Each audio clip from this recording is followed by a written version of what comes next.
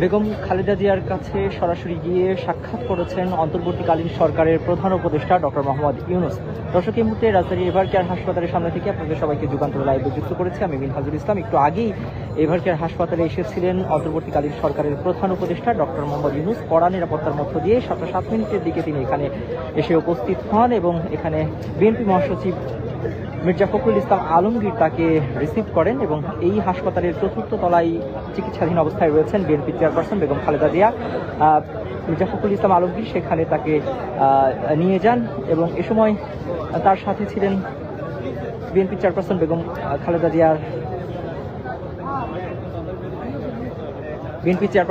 খালেদা জিয়ার ব্যক্তিগত চিকিৎসক ডাক্তার AZM জাহিদ হোসেন, তিনি কিন্তু তার সাথে ছিলেন এবং তিনি সহ মির্জা ফখরুল ইসলাম আলমগীর এবং প্রধান উপদেষ্টা ডক্টর মোহাম্মদ ইউনূস তিনি কিন্তু সেখানে যান এবং খালেদা জিয়ার শারীরিক অবস্থার খোঁজ খবর নেন। একটু আগে তিনি কিন্তু এই হাসপাতাল থেকে বের হয়ে গিয়েছেন, অর্থাৎ তিনি, আমরা যতটুকু জানতে পেরেছি, প্রায় 25 মিনিট এই হাসপাতালের ভেতরে ছিলেন, বেগম খালেদা জিয়ার শারীরিক অবস্থার খোঁজ খবর নিয়েছেন এবং 25 মিনিট পরে তিনি কিন্তু একটু আগেই হাসপাতাল থেকে বেরিয়েছেন। কড়া নিরাপত্তার মধ্য দিয়েই কিন্তু তিনি বেরিয়ে গেছেন এবং কড়া নিরাপত্তার মধ্য দিয়ে এই হাসপাতালে কিন্তু তিনি প্রবেশ করেছিলেন। গতকালকে যেমনটি আপনারা দেখেছিলেন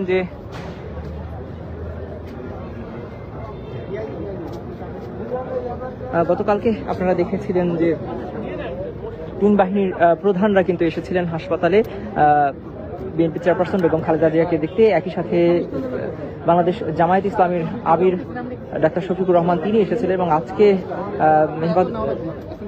ইসলামী আন্দোলন বাংলাদেশের আমির চরমনাই পীর তিনি কিন্তু এখানে এসেছিলেন এবং আমরা যেটি দেখেছি যে সন্ধ্যা 7:07 মিনিটের দিকে কিন্তু এখানে আসেন অন্তর্বর্তীকালীন সরকারের প্রধান উপদেষ্টা ডক্টর মোহাম্মদ ইউনূস। তিনি সরাসরি গিয়ে বিএনপি চেয়ারপারসন বেগম খালেদা জিয়ার শারীরিক অবস্থার খোঁজ খবর নেন এবং তিনি সেখানে এই হাসপাতালে প্রায় 25 মিনিট অবস্থান করেন।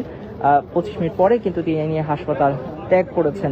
এই মুহূর্তে যদি এখানকার যে পরিবেশ সেটি একটু দেখাই, আপনারা দেখছেন যে এই হাসপাতালের গেটের সামনে, অর্থাৎ এভারকেয়ার হাসপাতালের গেটের সামনে কিন্তু বিএনপি নেতাকর্মীদের ভিড় রয়েছে। তারা দূর দূরান্ত থেকে এখানে এসেছেন এই তাদের যে প্রিয় নেত্রী তাকে দেখার জন্য, তার খোঁজ খবর নেওয়ার জন্য, তার শারীরিক অবস্থার খোঁজ খবর জানতে কিন্তু তিনি এখানে এসেছেন।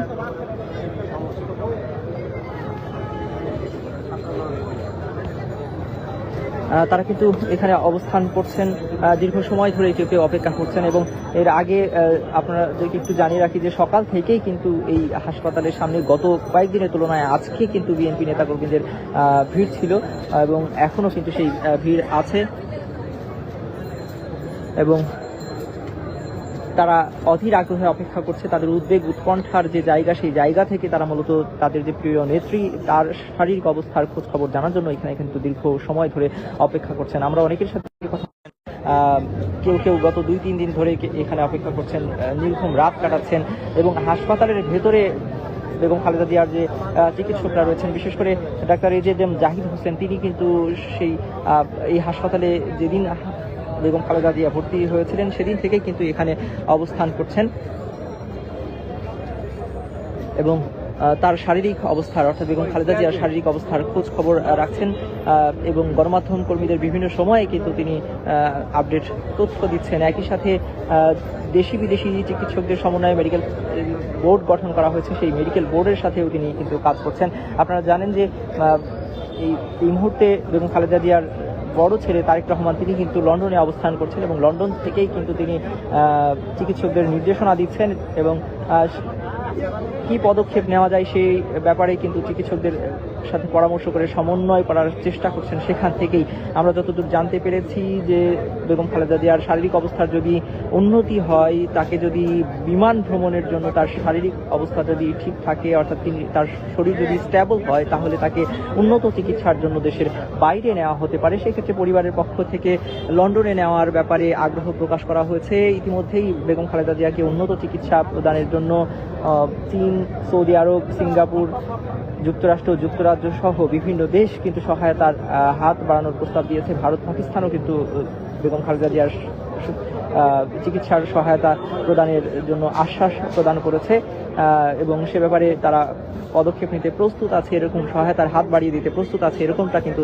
জানানো হয়েছে। ইতিমধ্যে অন্তর্বর্তীকালীন সরকার বেগম খালেদা জিয়াকে অতি গুরুত্বপূর্ণ ব্যক্তি হিসেবে ঘোষণার সিদ্ধান্ত নিয়েছে এবং গতকাল থেকেই সেই ঘোষণা বাস্তবায়নের জন্য যে গোয়েন্দা সংস্থাগুলোকে নির্দেশনা প্রদান করা হয় এবং তার অংশ হিসেবে আমরা দেখেছি যে গতকালই এখানে এই হাসপাতালে কিন্তু বেগম খালেদা জিয়ার নিরাপত্তার জন্য এসএসএফ এবং প্রেসিডেন্ট গার্ড রেজিমেন্টের সদস্যরা কিন্তু এখানে আসেন এবং তারা কিন্তু এখানে অবস্থান করছেন। আজ সকাল থেকে এখানে বিজিবি মোতায়েন ছিল, পাশাপাশি পুলিশের অতিরিক্ত ফোর্স এখানে মোতায়েন করা হয়েছে, গোয়েন্দা সংস্থার সদস্যরা এখানে রয়েছেন এবং র্যাব সদস্যরা এখানে ছিলেন সকাল থেকেই।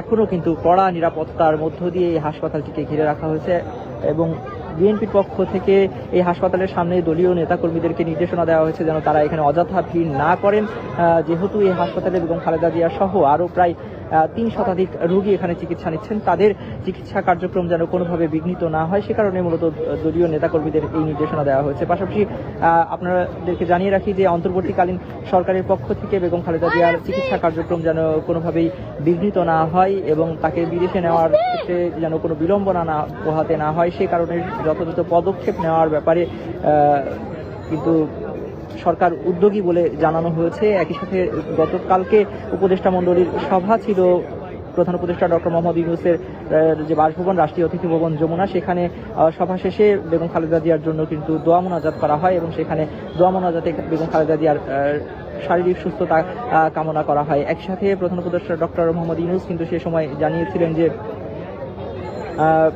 দল মত নির্বিশেষে রাজনৈতিক হিসেবের বাইরে ঊর্ধ্বে এই মুহূর্তে বেগম খালেদা জিয়ার গুরুত্ব এবং তিনি আশা প্রকাশ করেছেন যে তিনি সুস্থ হয়ে সেই রাজনৈতিক যে অবস্থান সেটি ধরে রাখবেন, এরকমটাই কিন্তু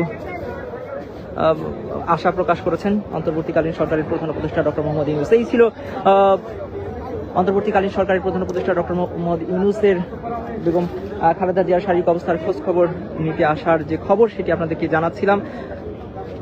একটু আগেই তিনি কিন্তু এই হাসপাতাল ত্যাগ করেছেন, 7:07 মিনিটের দিকে এখানে এসেছিলেন এবং যেমনটি বলছিলাম যে প্রায় 25 মিনিট তিনি এখানে অবস্থান করেছিলেন এবং এই মুহূর্তে কিন্তু তিনি এই হাসপাতাল ত্যাগ করেছেন।